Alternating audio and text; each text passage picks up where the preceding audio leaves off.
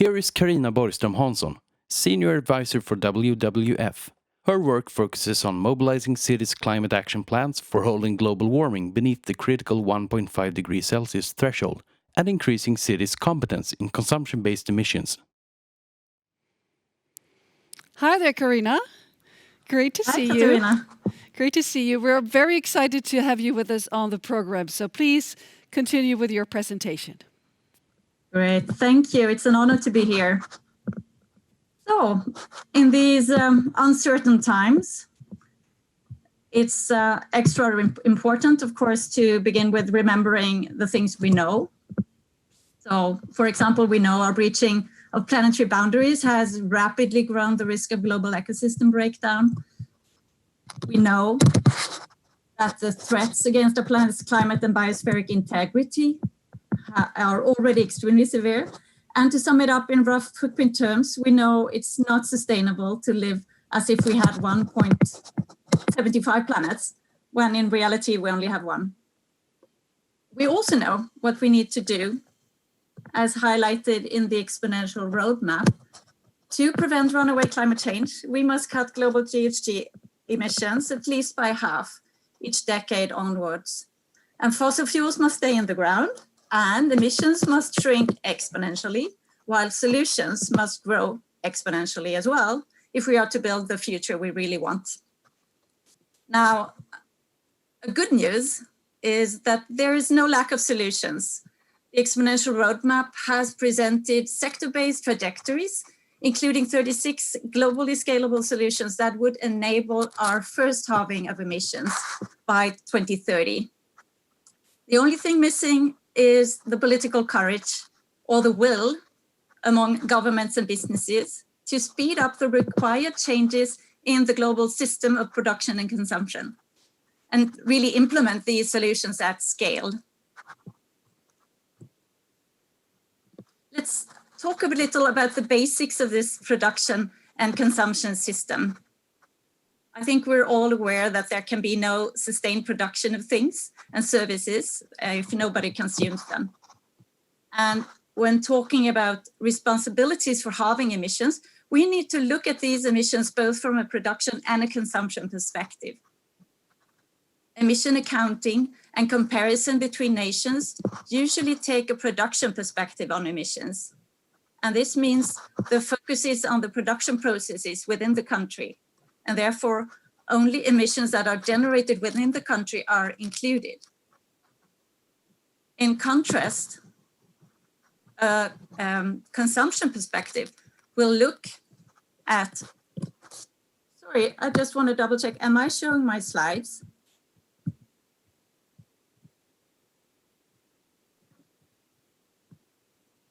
Can we double check that my slides are being shown?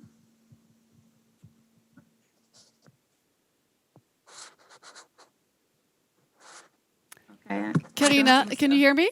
Yeah. They're not. You have not shared your slides, unfortunately. Yeah. I couldn't intervene before now. So if you Okay, can, I'm please so try sorry. to share the slides. Yeah. Great. I think I'm sharing them now. Just we can see them now, but just try to move on so they're at where you're at now. Absolutely. I won't start from the beginning then. I'm really sorry. We would have liked, but it's not possible due to the time. Thank I will you. share Continue. them afterwards. Yeah. So what I wanted please to put say. it on full screen. Full screen, please. Okay, full screen. There we go. It's not the right view. It's good now. It's good now. Great. Yeah. Please continue. Okay. So when we talk about the responsibilities for halving emissions, we need to look at them both from a production and consumption perspective. And what I try to explain is that there's a difference between if you look at where the emissions happen, where things are produced, and then what it is that generate those emissions. And that's the difference between production-based and consumption-based emissions. Now, if we want to compare consumption-based and production-based emissions on a global level, we find that there's no difference, because on the global level, you can't consume more than what you produce. But when we compare consumption-based and emissions for countries, we see a very interesting pattern with consumption in some countries apparently driving emissions in other countries. So this map that I hope you all see shows the difference between consumption and production emissions normalized by per capita. And in some countries, typically in wealthy countries, consumption-based emissions are much higher than emissions from production. In a country like Sweden, for example, our emission accounts double when we count emissions from consumption. In other countries, emissions from production are much higher than the consumption-based emissions because the things produced in these countries are mainly consumed elsewhere. So China is a well-known example here. And there's a reason why China has been called the factory of the world. But note the dark blue and the light blue, not dark blue color. That indicates that domestic consumption in China has begun to grow. And that is something consumption tends to do when income per capita grows. So rising income is key. And rising income and urbanization often go together. Accordingly, cities tend to have higher emissions from consumption than from production.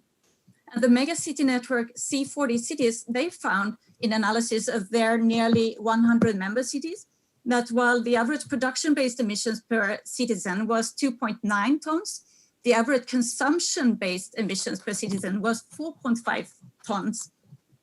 And the study also reveals that if no action is taken to counteract the trend, the average consumption-based emissions from C40 citizens will almost double by 2050. Now, much as our consumption-based emissions tend to grow with growing income, our overall ecological footprint also correlates with income. As a whole, as you know, humanity lives as if we had 1 3/4 of the planet. But as you see in this slide, the appropriation of the planet's production capacity is not equal. For example, if everyone lived like in the US, we need 5 planets to provide all the resources and absorb the carbon dioxide emissions. Now, what is it in our lifestyles that determine the size of our carbon footprint?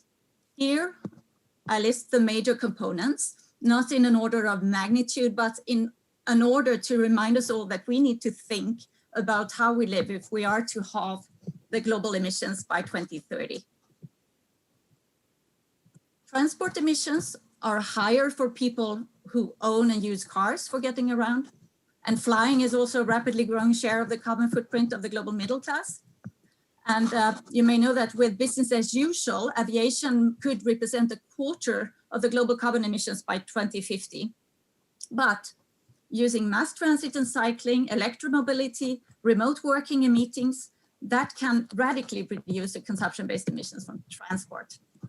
Now, emissions from housing increase when we build big and badly insulated dwellings that depend on fossil fuels for heating and cooling and electricity, while compact buildings in low carbon construction materials with high energy efficiency and default use and production of renewable energy will radically reduce those emissions. Then we come to investment.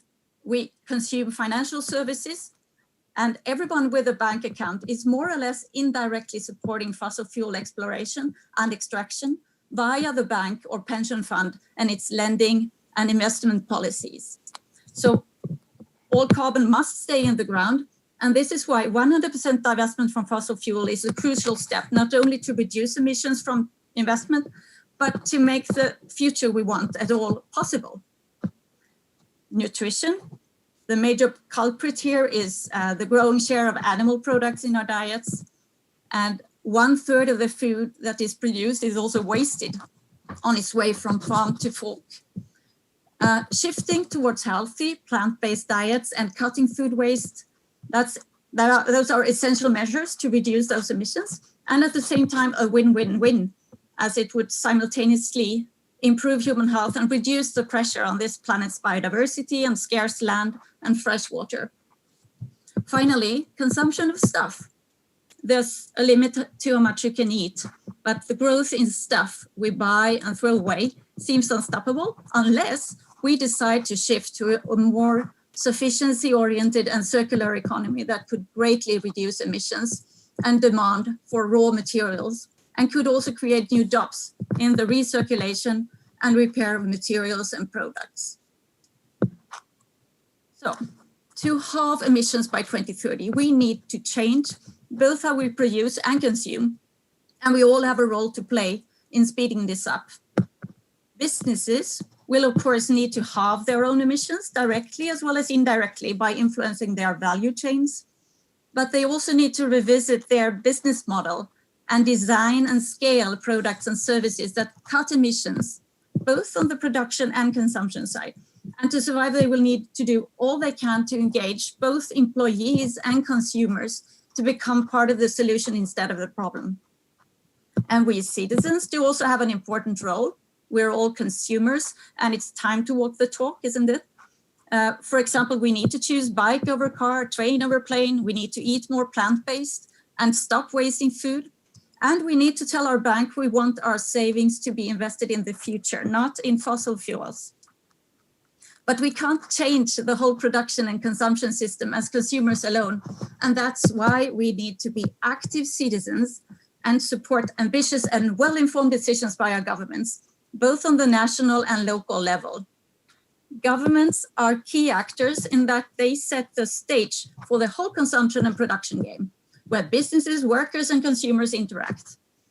With rapidly growing ecological risk and vulnerabilities, we need clear targets, visions, and decisions, such as keeping carbon in the ground and rapidly scaling exponential roadmap solutions.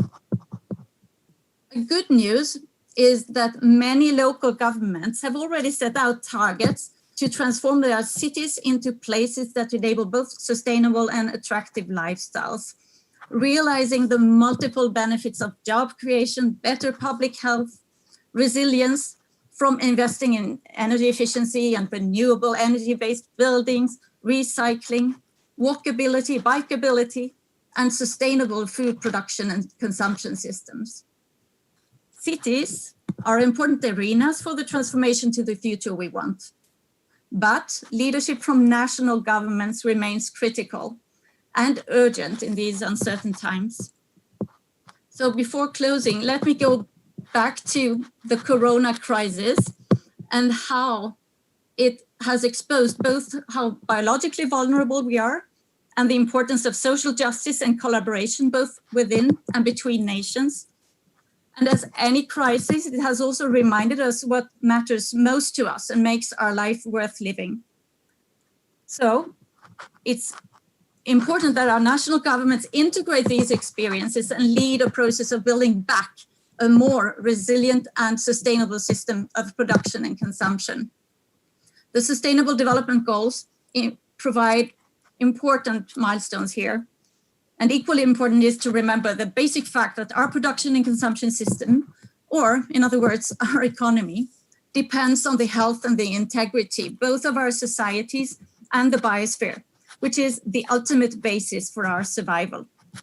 Therefore, to enable us to build back better, our governments must deliver a new deal for people and nature, a deal that allows us all to thrive together. Thank you for listening and being part of this. Over. Well, thank you very much, Carina Borgström Hansson. Let's see what questions we have gotten from the viewers on the app. Nick Nuttall from Earth Day. Yes, we have some questions now because basically the service has been resumed after it appears as if Google pulled the plug on our broadcast sometime this afternoon, which was a bit of a shock. Anyway, people are back online again. Yeah, well, there's one question here from one viewer about the whole postponement of not only COP26, but the postponement of the biodiversity conference that was happening in China. What concerns do you have about the postponement of these two landmark meetings, conferences, which were supposed to push the agenda forward on both wildlife, biodiversity, species extinction, and climate change? Well, I'm mostly concerned because we haven't stopped the destruction and we are losing time. That's the issue. But at the same time, we are in another crisis, so we need to be very creative and use this pause and this opportunity, maybe also to reflect and again understand our biological vulnerability and really understand and listen to what the system is telling us, so that we can enhance ambition as soon as it's possible to proceed and meet again. And of course, this conference is a perfect example of how we can actually continue working and allow a lot of people to participate in a debate and a discussion online. So let's use the time wisely. That's our hope, that everybody uses this collective experience to enhance ambition and try to catch up with the time lost.